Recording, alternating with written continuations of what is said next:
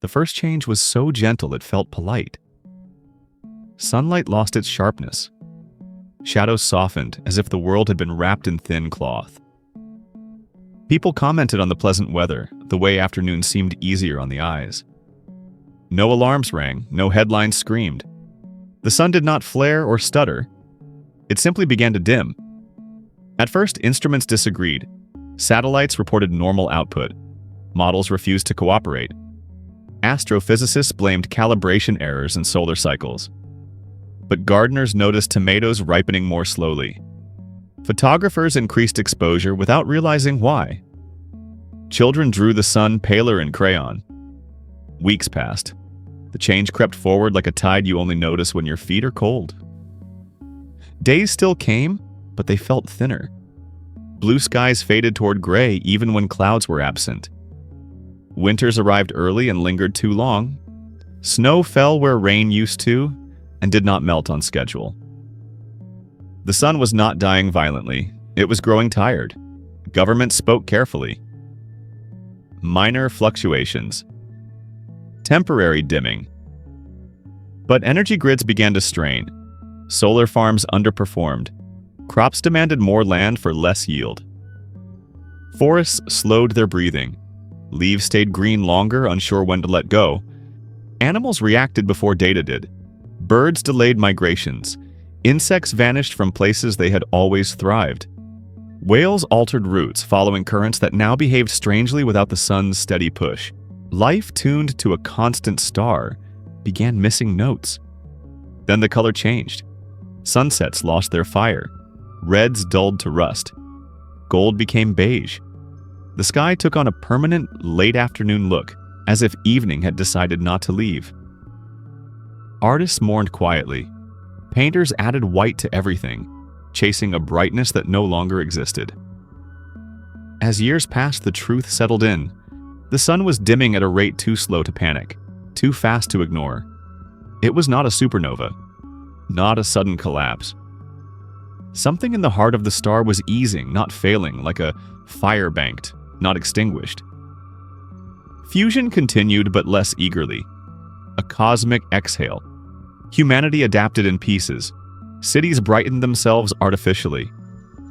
Mirrors were placed in deserts to catch and redirect what little light remained. Architecture changed, opening upward, inward, toward warmth. Fashion darkened. People dressed for cold that never fully left. The nights grew longer. Stars emerged earlier. Constellations reclaimed the sky from urban glow. Children learned the heavens more intimately than any generation before, tracing patterns while the sun hid behind the horizon for longer stretches each year. Psychologically, the loss was deeper. Sunlight had always been more than heat. It was permission. People noticed moods sinking with the brightness. Depression rose not as illness, but as a season that no longer ended. Therapists prescribed lamps that mimicked dawn. Churches filled at midday seeking light when it still existed. Scientists searched desperately for causes and cures. There were none they could reach. You cannot repair a star from 8 minutes away. Proposals emerged. Orbital mirrors, artificial suns, moving Earth closer, but all were confessions of scale. Humanity was small, the sun was not. The oceans told the final story. Ice advanced steadily from the poles, white fingers crawling southward. Currents slowed. Storms weakened, then vanished, replaced by a quiet, deadly cold.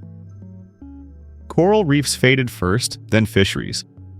The planet did not thrash, it cooled. One morning, decades after the first soft dimming, people noticed something else. Plants leaned harder toward windows.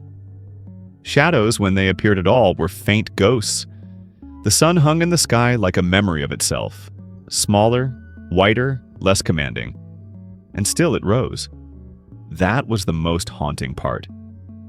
The sun did not abandon Earth. It showed up every day, weaker than before, faithful in decline. There was no apocalypse to rally against, no final moment to fear. Only a long goodbye written in light. In the end, humanity learned to value brightness not as abundance, but as presence. Children were taught that once the sun had burned fiercely enough to tan skin and bleach stone. They listened like it was a myth.